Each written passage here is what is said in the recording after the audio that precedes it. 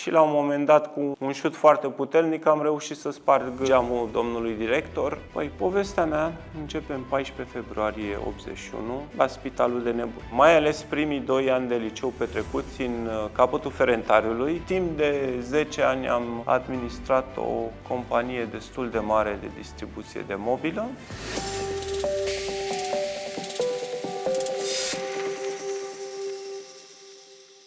Eu sunt Adrian Nicolae, am 43 de ani, 2 copii. Cred că sunt aici, că în lumina faptului că la un moment dat am fost un elev ICHB. În perioada 1996-2000 am avut posibilitatea să învăț în această școală extraordinară. Și în același timp am fost a doua promoție de elevi de la ICHB, împreună cu colegii mei. Apoi am mers la o facultate aici în România, am făcut facultatea de comerț din ASE, Academia de Studii Economice București. În același timp am și lucrat. Timp de 10 ani am administrat o companie destul de mare de distribuție de mobilă, după care, începând cu 2012, am schimbat macazul către zona educației, unde sunt și astăzi. Astăzi sunt director de marketing și comunicare la Lumina Instituții de Învățământ.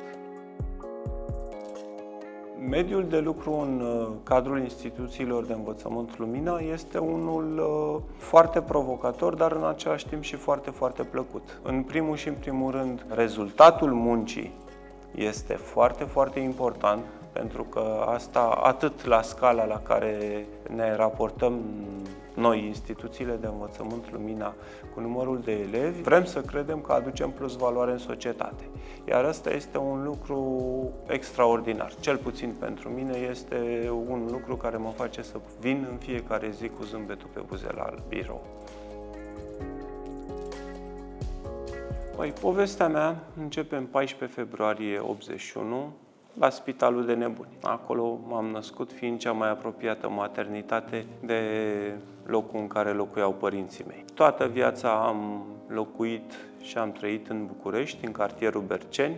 Nu e neapărat cel mai renumit cartier din București, dar este un cartier de care sunt mândru și care, așa cum este el, cu bune și cu rele, m-a adus să fiu ceea ce sunt astăzi. Suntem 2 frați, eu și cu fratele meu. Ne bucurăm că am avut pe părinții noștri alături și ne-au dat o educație, spunem noi, bună și foarte bună, deși meseriile lor n-aș putea spune că îi recomandau să fie cei mai buni educatori, mama fiind contabil, iar tata strungar. Dar cultura generală și dragostea, aplecarea către învățare pe care au avut-o permanent și pe care cumva, nu știu cum, au reușit să ne-o transmită și nouă, ne-au făcut să fim ceea ce suntem astăzi. Printr-o chiar întâmplare norocoasă am ajuns să susțin examenul de admitere la ICHB. M-am dus destul de nepregătit, dar cu mult entuziasm. În urma examenelor am obținut un rezultat destul de bun, eram undeva acolo în topul listei. Factorul acela denumit confort m-a făcut ca, după ce am fost declarat admis la ICHB cu mult înainte examenelor de admitere la liceele de stat, să consider că am rezolvat o ecuație foarte importantă a momentului respectiv și am ajuns să învăț la ICHB, lucru de care sunt foarte mândru și pe care nu-l regret nici măcar o secundă.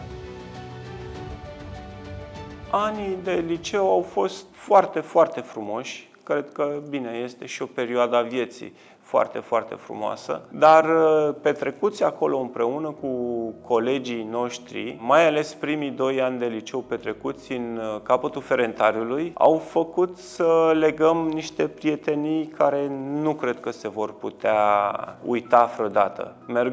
Trebuia să mergem împreună de la Piața Unirii în capătul Ferentariului și de acolo plecam tot împreună, neapărat împreună, înapoi spre casele noastre. Ce pot să spun despre cei care ne-au influențat foarte mult? Nu o să-l uităm niciodată pe Mr. People, cu vocea puternică În timpul orelor de chimie, nu o să putem să-l uităm pe domnul profesor de matematică Iusuf, care a fost primul nostru profesor de matematică și care, pe lângă cunoștințele matematice, ne-a transmis așa o căldură și o valoare umană greu de egalat. Și nu o să pot niciodată să-l uit pe domnul Veli Dede, care a fost primul director al ICHB și care era o persoană foarte, foarte caldă și foarte apropiată de noi. Orice problemă aveam, întotdeauna a căutat să ne sprijine și să ne ajute, deși poate cererile noastre câteodată erau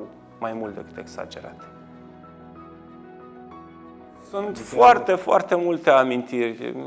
Așa, o chestiune foarte interesantă pe care o povestesc și copiilor mei ar fi faptul că în pregătirile unui meci foarte important la Cupa McDonald's, dacă nu greșesc, sau campionatul pe București de licee, ne pregăteam foarte intens și la un moment dat, cu un șut foarte puternic, am reușit să sparg geamul domnului director. O cam băgasem pe mânecă așa, nu știam ce o să se întâmple, că am nimerit taman geamul directorului, dar m-am dus, i-am spus, omul zâmbitor, cu zâmbetul pe buze, da, se întâmplă, poftim mingea, continuați. A fost foarte... Adică acolo mă așteptam ca reacția să fie poate un pic mai dură, dar am fost surprins și uite că nici după mai bine de 20 de ani n-am uitat lucrul ăsta. În primul și în primul rând, cred că cel mai important lucru pe care l-am învățat în cei 4 ani de ICHB este dincolo de cunoștințele academice și cred că se rezumă la a fi om, la a căpăta niște valori umane pe care cred eu că atât eu cât și toți colegii mei, așa cum știu că sunt realizați în societatea noastră de astăzi, le-am dobândit involuntar, dar permanent și foarte, foarte sănătos. Cred că asta este în primul și în primul rând cel mai mare câștig pe care l-am avut în anii de liceu, dobândirea acestor calități umane care ne-au ajutat în orice situație și în orice meserie pe care o avem să ne descurcăm și să facem față provocărilor cu brio. Provocări întâlnim în fiecare zi. Cât de mari sau cât de mici sunt, ține de cât de multă importanță le acordăm noi. A fost un moment foarte dificil când l-am pierdut pe tata, dar cu toții ajungem la un moment dat acolo.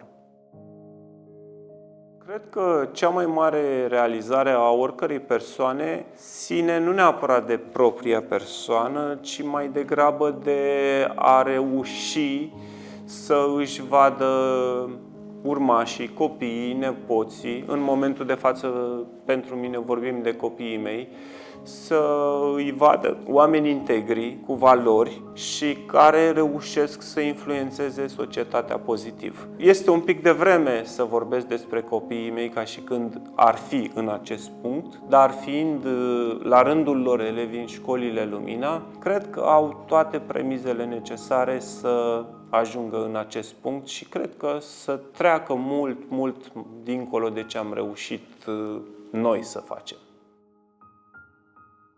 Nu știu dacă este vorba doar de o caracteristică. Pentru succes sunt multe rețete. Nu știu dacă eu am foarte mult sau puțin succes, dar știu că foarte multă tenacitate, hotărâre și definire clară a obiectivelor pot ajuta foarte mult. Avem și fiecare dintre noi avem în față foarte, foarte multe provocări din foarte, foarte multe direcții. Totuși, cred că însușirea unor valori umane și o abordare pozitivă întotdeauna vor fi cheia către succes. Ce este tatăl pentru copii? Păi, în primul și în primul rând, cred că este, vrând nevrând, asumat sau neasumat, este un model de viață, un model de a fi. Asta în primul și în primul rând. După aceea, cred că tatăl trebuie să fie în permanență sprijinul pe care copilul trebuie să știe că îl va avea acolo, indiferent de ce face și indiferent de momentul sau vârsta la care va avea nevoie de sprijin, trebuie să știe că tatăl este acolo să îl sprijine și să-l ajute în orice moment. Este o provocare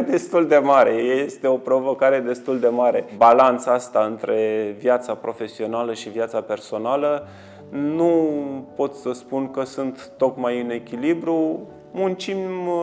Muncim din greu să reușim să ne rezolvăm toate task-urile asumate sau autopropuse la job și în același timp să fim o familie fericită și unită. Nu trebuie să scăpăm din vedere faptul că o familie fericită este întotdeauna, poate să sune comunist așa, celula de bază a unei societăți corecte și integre. Melodia mea preferată este I Did It My Way, Frank Sinatra cu Julio Iglesias. Și asta cred că implică și faptul că viața așa cum a fost, cu bune, cu rele, a fost și trebuie să vedem, să privim înainte încrezători și cu speranță. Hai să nu fim comuniști, să spunem învățați, deși asta întotdeauna este cheia succesului, să venim în paradigma europeană și să spunem că a fi domn e o întâmplare, a fi om e lucru mare.